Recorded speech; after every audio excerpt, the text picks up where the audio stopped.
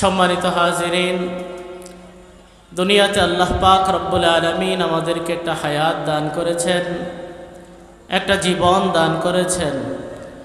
এই জীবন, এই হায়াত যাপন করতে গিয়ে আমাদের পরিকল্পনা, আমাদের কর্মপদ্ধতি, আমাদের বিভিন্ন ধরনের টার্গেট ইত্যাদি সব কিছু সবসময় আমাদের মুআফেক হয় না, ঠিক কিনা বলেন?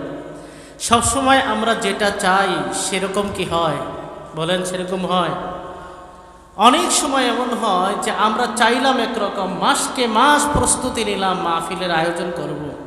মাহফিলের দিন এমন পরিবেশ পরিস্থিতি যে বাধ্য হয়ে, আমি এটা চিন্তা করতেছিলাম আজকে, যে আল্লাহ তাআলার বিধানের সামনে মানে টু শব্দ করার কোনো সুযোগ সাহস কারণ নেই, ঠিক কিনা বলেন? তাহলে আমরা যা কিছু পরিকল্পনা করি সব কিছু কি সেই পরিকল্পনা অনুযায়ী বাস্তবায়ন হয় না। জীবনে এটাই স্বাভাবিক, এটাই শিরোধার্য, এটাই চিরশাশ্বত চিরসত্য কথা।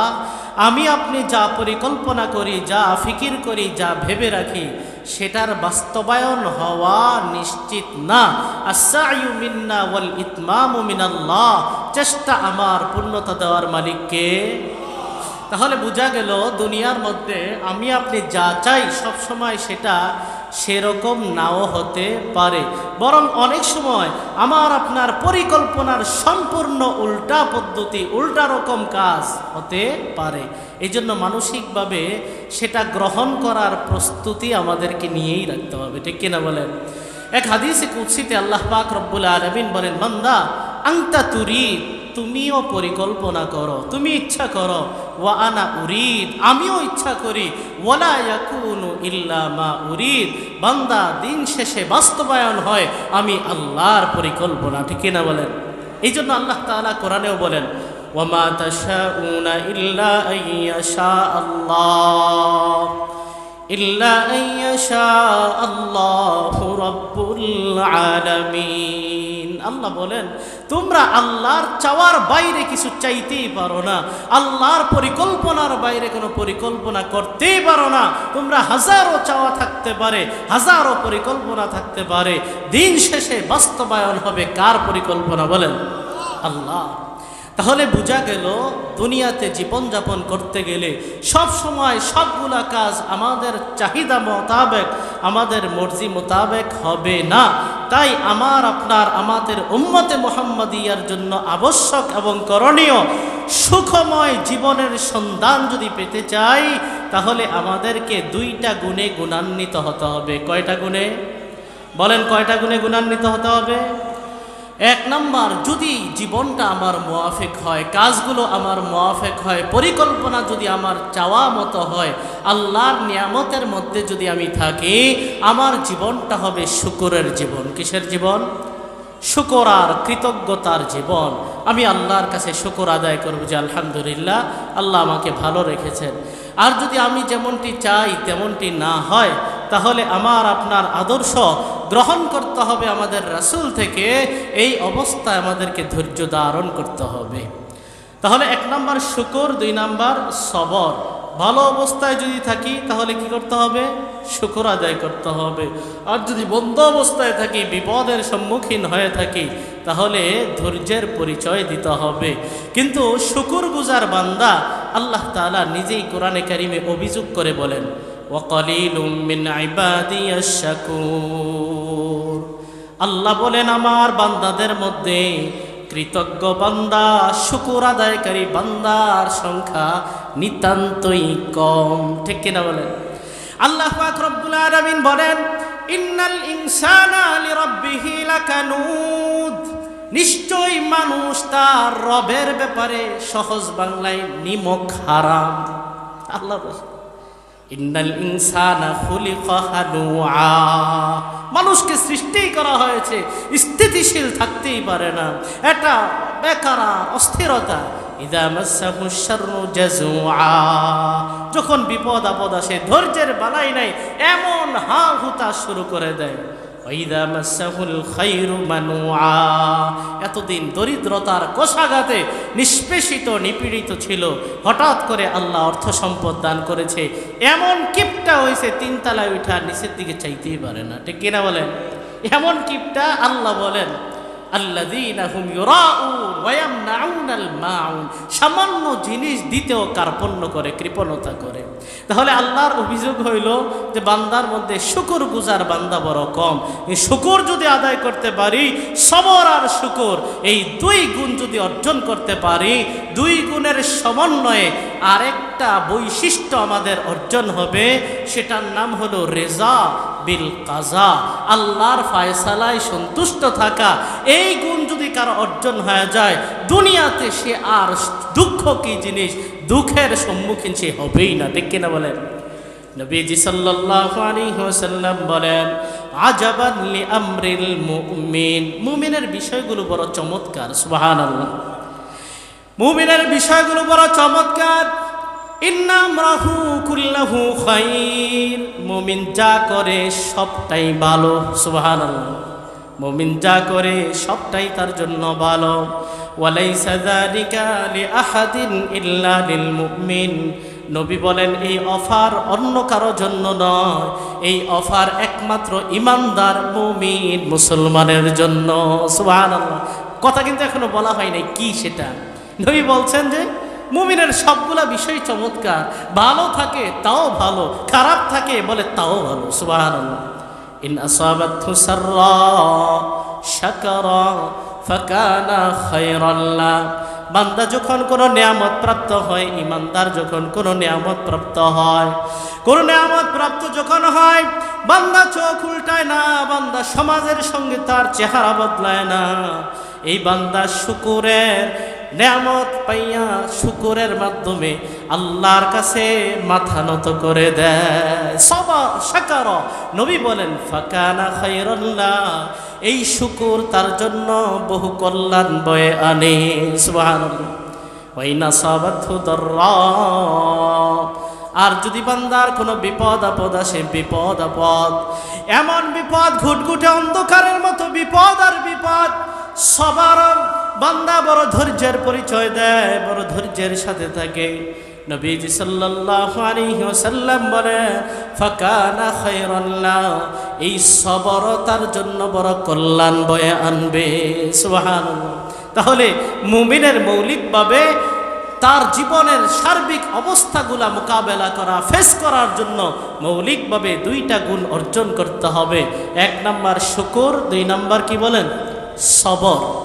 শুকরের জীবন যদি অর্জন করতে পারি, আল্লাহ বলেন লাইন শাকারতুম লাযিদান্নাকুম, যদি নিয়ামত পাইয়া নিয়ামতের শুকরিয়া আদায় করো বান্দা, আমি আল্লাহ কয়েকটা তাকিদ দিয়া বলেন লাযিদান্নাকুম, অবশ্যই অবশ্যই, নিশ্চয়ই নিশ্চয়ই আমি আল্লাহ তোমাদের নিয়ামত বাড়া দিব।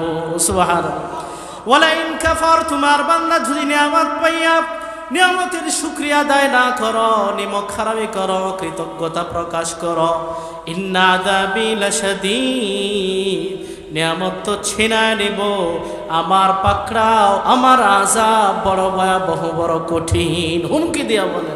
এই জন্য শুকরের জীবন। নবীজি সাল্লাল্লাহু আলাইহি ওয়াসাল্লাম নামাজে দাঁড়াইয়া, নফল ইবাদতে দাঁড়াইয়া লম্বা লম্বা সময়, আয়েশা রাদিয়াল্লাহু তাআলা আনহা বলেন যখন কিয়াম করেন মনে হয় যেন আর রুকুই করবেন না। সুবহানাল্লাহ, রুকুতে যখন যান মনে হয় আর মনে উঠবে না, আবার যখন সিজদায় যায় মনে হয় আর সিজদা থেকে উঠবে না।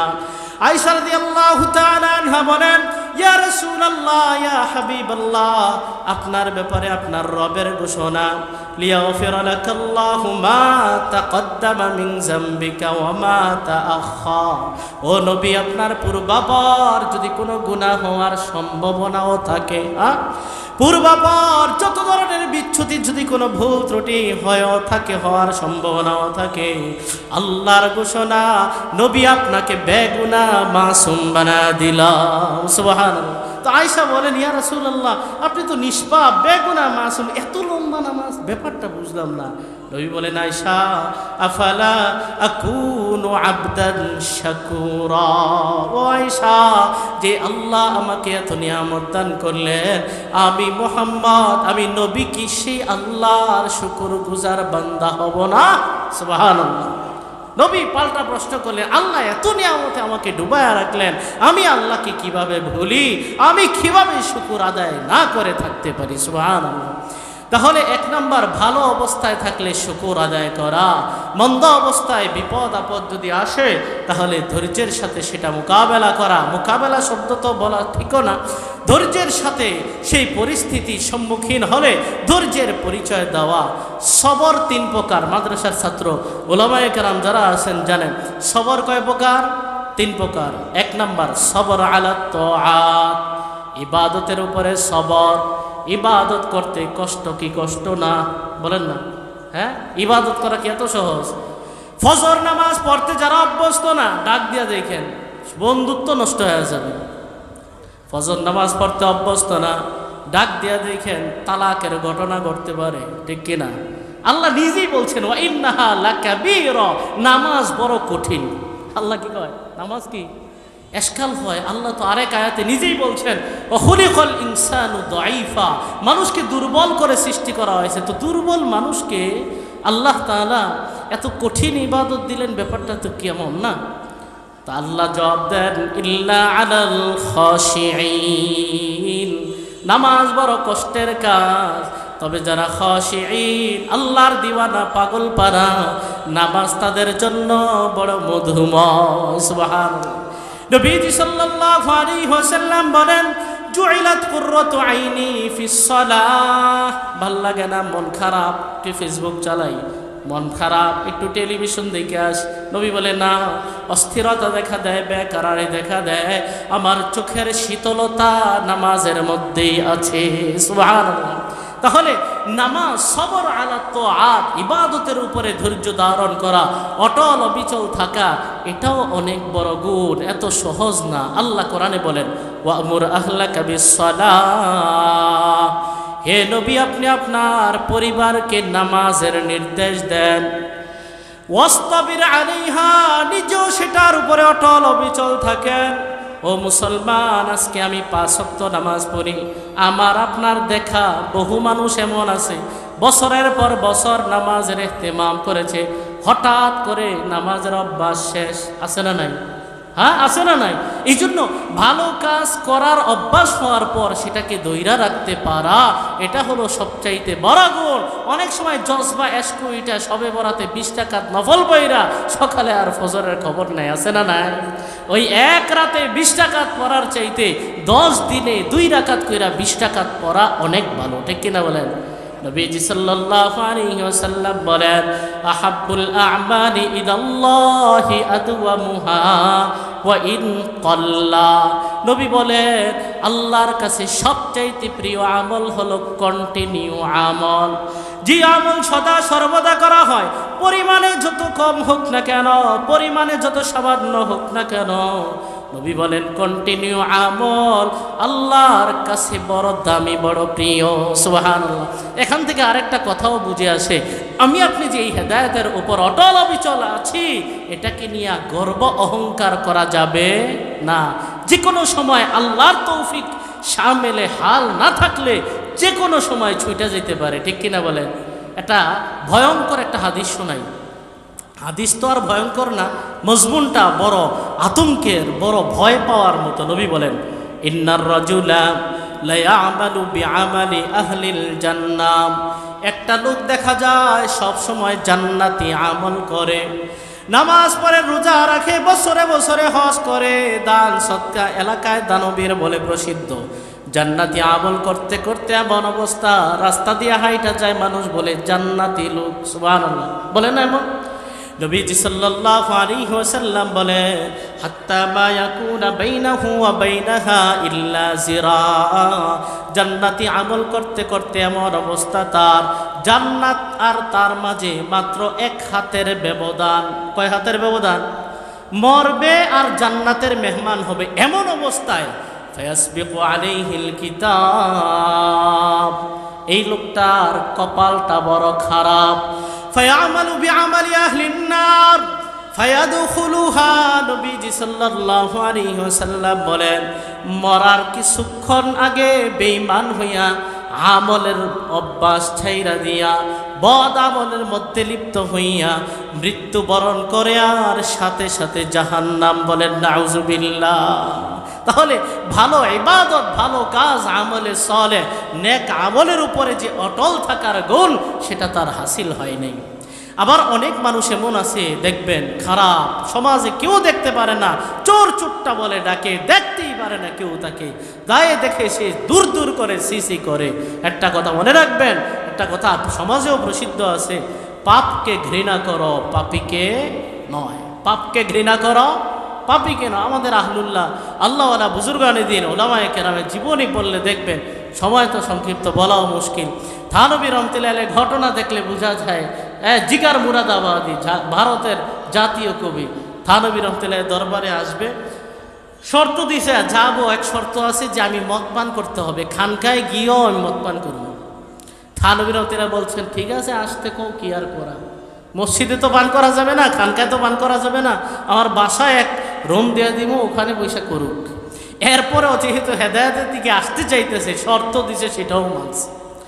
তাহলে পাপকে ঘৃণা করা, পাপীকে নয়। কেন? দেখেন নবীজি সাল্লাল্লাহু আলাইহি সাল্লাম বলেন, ওয়াইন্নার রাজুলা লা ইয়ামালু বিআমালি আহলিন নার, একটা লোক জাহান্নামী কাজ করতেই থাকে, করতেই থাকে, করতেই থাকে, হাত্তা মা ইয়াকুনা বাইনাহু ওয়া বাইনাহা ইল্লা জিরা, এমন একটা অবস্থা তার মাঝে আর জাহান্নামের মাঝে এক হাতের ব্যবধান, মরবে আর জাহান্নাম। ফায়াসবিকু আলাইহিল কিতাব, এই লোকটার কপাল বড় ভালো, মৃত্যুর আগে হেদায়েত কবুল করে, নেক আমল করে, জান্নাতি আমল করে, মরার সঙ্গে সঙ্গে জান্নাতের মেহমান হয়ে যায়। সুবহানাল্লাহ। অনেক সাহাবীর ঘটনা আছে, এমন এক সাহাবী তো ছিল না, ঈমান আনার পূর্বে নবীকে বলেন, ইয়া রাসূলুল্লাহ, ওগো আল্লাহর নবী, ইসলামের নবী মুহাম্মদ, আমি যদি ইসলাম গ্রহণ করি আল্লাহ কি আমারে মাফ করে দিবে? হ্যাঁ, অবশ্যই মাফ করে দিবে। নবীজি সাল্লাল্লাহু আলাইহি ওয়াসাল্লাম বলেন, ইন্নাল ইসলাম ইয়াহদিমু মা কানা ক্বাবলা, নিশ্চয়ই ইসলাম গ্রহণ করলে তার পূর্বের যত বদ আমল আছে, যত গুনাহ আছে, সব আল্লাহ দুই মুছে সাফ করে দেয়। সুবহানাল্লাহ। এই কথা শোনার পরে ওই কাফের ঈমান আইনা যুদ্ধের ময়দানে গিয়া জিহাদ করতে করতে শহীদ হয়ে যায়। খোদার কসম, এক ওয়াক্ত নামাজও পড়তে পারে নাই, একবার যাকাতও দিতে পারে নাই, অন্য কোনো নেক আমলও করতে পারে নাই, মরছে আর বিনা হিসাবে জান্নাত। সুবহানাল্লাহ। তাহলে এক নাম্বার সবর হলো সবর আলা তাআত, ইবাদতের উপরে অটল অবিচল থাকা। দুই নাম্বার সবর, সবর আনিল মাসিয়া, গুনাহ থেকে বাঁচা। কষ্ট কি কষ্ট না? বলেন না, গুনাহ থেকে বাঁচা কষ্ট কি কষ্ট না?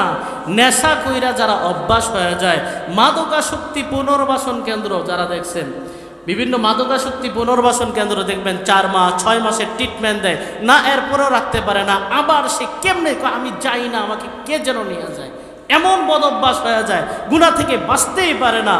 গুনাহ করতে করতে এমন অভ্যাস হয়ে গেছে, কত যে তওবা করে, কত যে ইস্তেগফার করে, না এরপরও ছাড়তে পারে না। তাহলে গুনাহ থেকে বাঁচা কষ্ট কি কষ্ট না? এখানেও ধৈর্যের পরিচয় দেওয়া। নবীজি সাল্লাল্লাহু আলাইহি সাল্লাম বলেন, আন-নাজরাতু সাহমুন মিন সিহামি ইবলিস মাসমুম, কুদৃষ্টি করা, ভিন নারীর দিকে তাকানো, এটা শয়তানের বিষ মাখা তীর। কি তীর? নরমাল তীর না, তীর দিয়ে এমনি তো মারলে মারা যায়, আবার বিষ মিশ্রিত তীর, মানে মারবে আর সাথে সাথে মৃত্যু কার্যকর হবে, এমন ভয়ঙ্কর তীর নবী ঘোষণা করলেন কাকে? কুদৃষ্টিকে। নবীজি সাল্লাল্লাহু আলাইহি ওয়াসাল্লাম আল্লাহর পক্ষ থেকে হাদিসে কুদসি বলেন, মান তারাকাহা বিন মাখাফাতি, আল্লাহ বলেন কোন বান্দা যদি আমি আল্লাহর ভয়ে, একমাত্র আমি আল্লাহর ভয়ে, দুনিয়ার কারো ভয়ে না, আমি আল্লাহর ভয়ে, সাথে আমার বাবা, সাথে আমার উস্তাদ, সাথে আমার মুরব্বী, সুন্দরী মেয়ে একটা যায়, তাকাইলে কেমন দেখা যায় আর চোখে তাকায়, আমার মুরব্বী না দেখলো যিনি দেখার তিনি তো দেখে, ঠিক কিনা বলেন? ক্যা করতে হে চুপকে अहले जहां से कोई देखता है तुझे आसमां से অন্ধকার রাতে শীতের রাতে কম্বলের নিচে লেপ মুড়ি দিয়া মোবাইলের ভিতরে কুদৃষ্টি বদ দৃষ্টি যখন করি আমার পরিবার জানলে জুতা দিয়া পিড়াইবে, আমার মা জানলে ঘরে বাদ দিবে না, আমার মা বাবা জানে না, সমাজ জানে না, যিনি জানার তিনি তো জানেন। ঠিক কিনা বলেন? আল্লাহ বলেন ইয়ালামু খাইনাতাল আয়ুনি ওয়া মা তুখফিস সুদূর। এই চোখের আড়াল দিয়া আর চোখে কি গুনাহ করো, কি খেয়ানতের কাজ করো, আরে মনে মনে মজলিসে বইস বেগানা নারী কিনে কি পোলাও পাকাও, কি কল্পনা জল্পনা করো, কেউ না জানলো কে জানেন? আল্লাহ জানেন। এই জন্য গুনাহ ছাড়তে হবে কার ভয়ে? আল্লাহ বলেন মান তারাকাহা মিন মাখাফাতি, কুদৃষ্টির এই গুনাহ কেউ যদি আমি আল্লাহর ভয়ে ছাড়ে, আবদালতুহু ঈমানা ইয়াজিদু হালাওয়াতাহু, আমি আল্লাহ তার ঈমানের মধ্যে এমন আমূল পরিবর্তন সাধিত করে দেয়, এই ঈমানের স্বাদ সে নিজেই অনুভব করে। সুবহানাল্লাহ। ঈমানের মধুরতা অন্তরে যখন ঢুকে যায়, ঈমান আর বের হয় না। আশা করা যায় ঈমানের সাথেই তার মরণ হবে। সুবহানাল্লাহ। ঈমানের মধুরতা যখন চলে আসে, তখন আর নামাজের মধ্যে ইমাম সাহেব লম্বা কেরাত পড়লে বিরক্ত লাগে না। ঠিক কিনা বলেন? এই জন্য আমাদের ঈমানের মধুরতা নাই। নামাজের মধ্যে শুধু সময় হিসাব করি, কয় মিনিট লাগলো, মিনিটটা আর একটু কম লাগতে পারে না? পাশের মসজিদের তারাবি শেষ হয় 35 মিনিটে, আমাদের তারাবি কিনলে গ্যাস 38 মিনিটে যাবে। আছে না নাই? বলেন না, আছে না নাই? এটা কেন? ওই যে স্বাদ নাই, ঈমানের মধুরতা আমাদের মধ্যে নেই। তাহলে সংক্ষেপে বললাম, 2 নাম্বার সবর হলো সবর আনিল মাসিয়া, 3 নাম্বার সবর হলো সবর আলাল মুসিবা। দুনিয়াতে চলতে গেলে বিপদ আপদ আসবেই। আমি আপনি যেখানেই যাই না কেন, বিপদ মুক্ত দুনিয়াতে কেউ নাই। ঠিক কিনা বলেন? তরি দুনিয়া কাছে বেগম না বাসত, আগার বাসত বনি আদম না বাসত। কই বলেন এই দুনিয়ার মধ্যে আসমানের নিচে জমিনের উপরে পেরেশানি মুক্ত কেউ নাই। কেউ যদি থাইকাও থাকে, এটা অন্য প্রাণী, মানুষ না। কেন?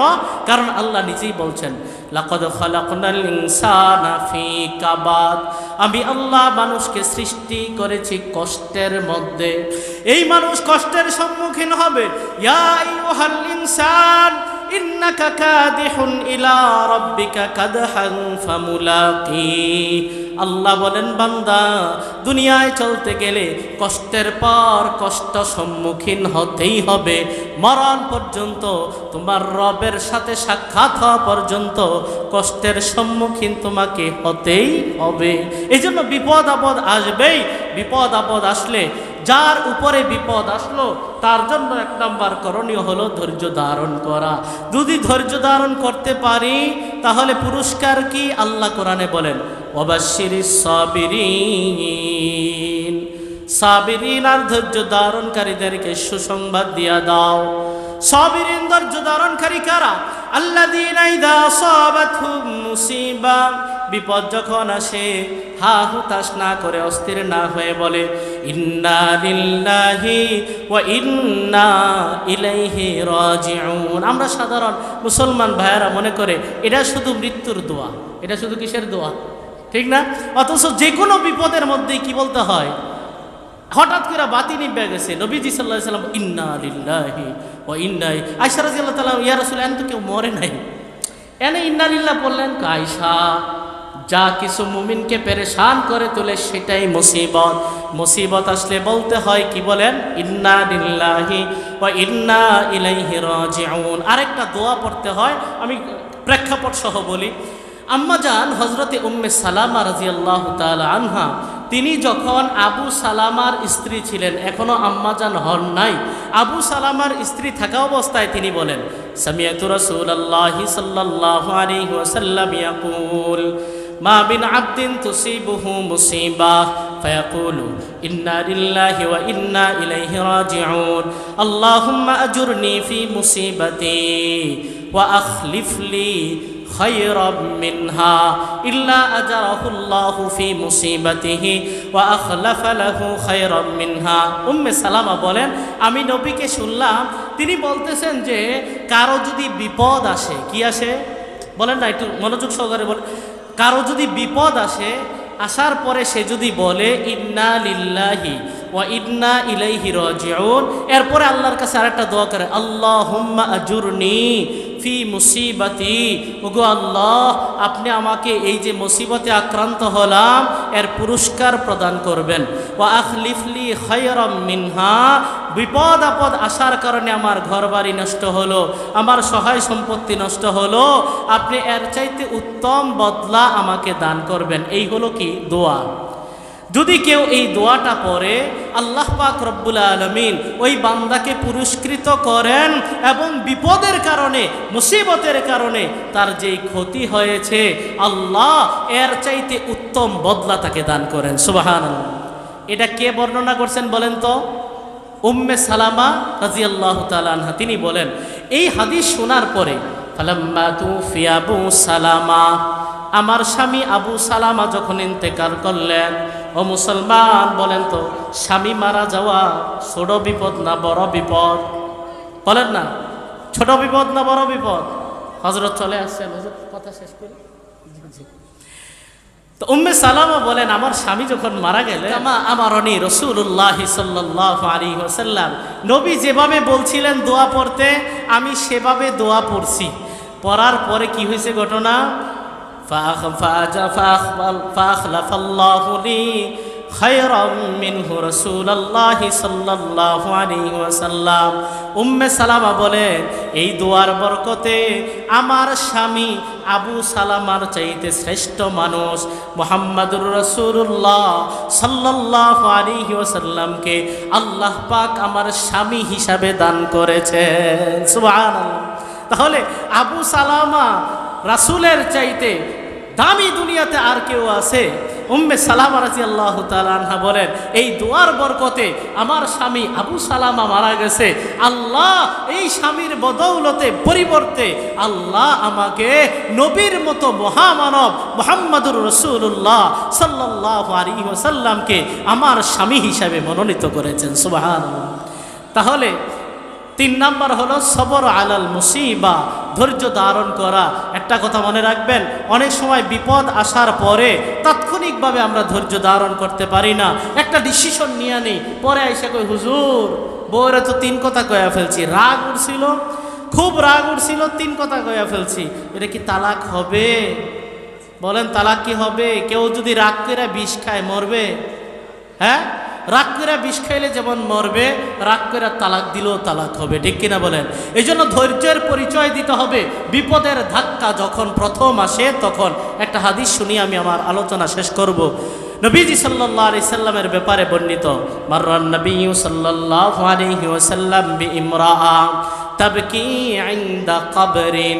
নবী এক মহিলার পাশ দিয়ে অতিক্রম করলেন, ওই মহিলা একটা কবরের পাশে দাঁড়াইয়া কাঁদতেছে। তো নবী মহিলাকে সান্ত্বনা দিতেছে আর বলতেছে, ও আল্লাহর বান্দি ইত্তাকিল্লাহ, আল্লাহকে ভয় কর, ওয়াসবিরি, ধৈর্য ধারণ কর। বিপদ যখন কঠিন অবস্থা, হের মাথা খারাপ হয়ে গেছে, মহিলা কয় ইলাইকা আন্নি ফাইন্নাকা লাম তুসিব বিমুসিবাতি, আরে ভাগেন তো এখান থেকে, আমার যে বিপদ আছে এই বিপদ তো আপনার আসে নাই, আপনি বুঝবেন কি?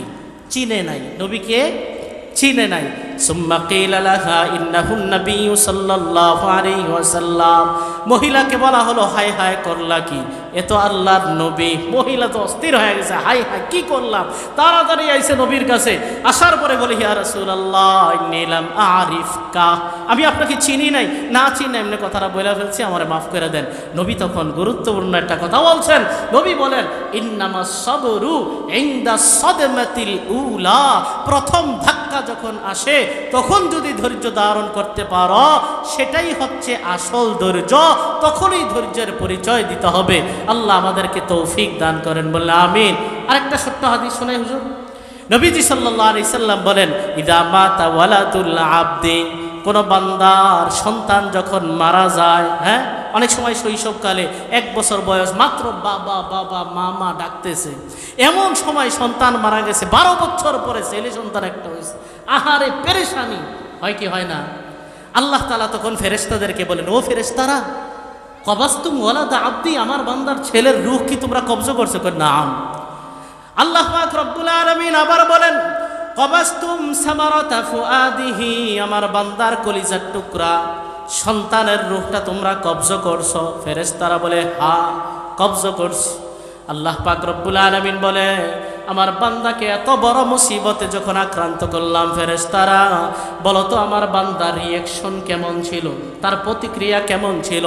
ফেরেশতারা বলে, গো আল্লাহ, সাক্ষী দিয়ে বলি আপনার বান্দা এত বড় বিপদ আসার পরে হামিদাকা, আপনার প্রশংসা করেছে, ওয়াস্তারজা, ইন্না লিল্লাহি ওয়া ইন্না ইলাইহি রাজিউন পড়েছে, ধৈর্যের পরিচয় দিয়েছে।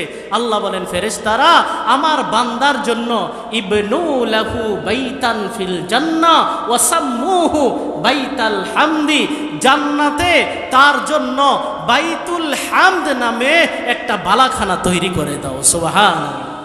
তাহলে বিপদ আপদ আসলে যে বিপদগ্রস্ত তার জন্য করণীয় হলো ধৈর্য ধারণ করা। আশেপাশে যারা আছে তাদের করণীয় 1 নাম্বার শুকরিয়া আদায় করা যে আল্লাহ আমাকে এই বিপদ থেকে হেফাজত করেছেন। 2 নাম্বার বিপদগ্রস্ত ব্যক্তির পাশে সাধ্য অনুযায়ী, সামর্থ্য অনুযায়ী নিজের সর্বস্ব দিয়া তার সাহায্যে এগিয়ে যাওয়া। এই হচ্ছে আশেপাশে মানুষের করণীয়।